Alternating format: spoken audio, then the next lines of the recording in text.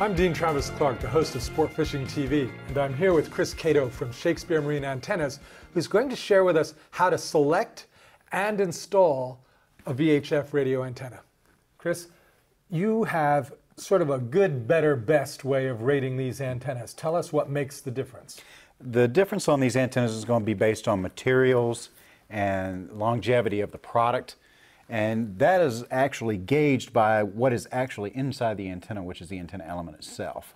On our entry-level type antennas, you have coaxial cable for the antenna element, which is not as efficient as brass and copper tubing is on other antennas. But as you step up into the better antennas, like our 5101, you have brass and copper tubing, much larger diameter brass, so that it gives you better efficiencies and skin effects because of that. And then you step into 5102, for an example, and you get even larger brass, even better efficiency. And then finally into our Galaxies, which are the best efficiency because we're using all brass and copper tubing. And in this particular case with our 5225 XP, you have silver-plated elements. I can look into the cutaways here and also feel these and see that there's also a difference on the outside. Tell me what that is.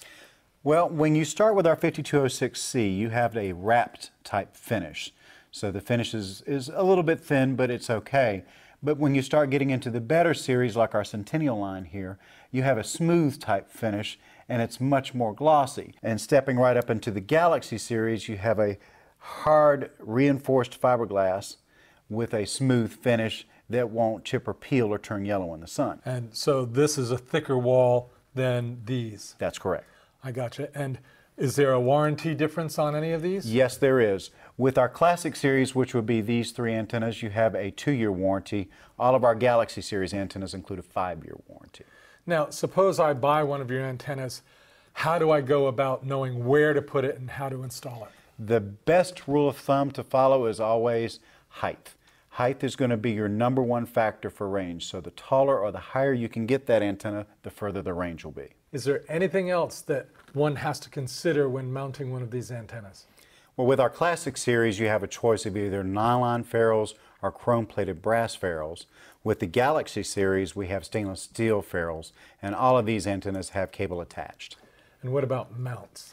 The only consideration for the mount is if you have a taller antenna, to make sure that you use the 2-piece mounting system for structural support. So that's like holding it with 2 hands. That's right. If you want to know more about these antennas, visit Shakespeare-marine.com.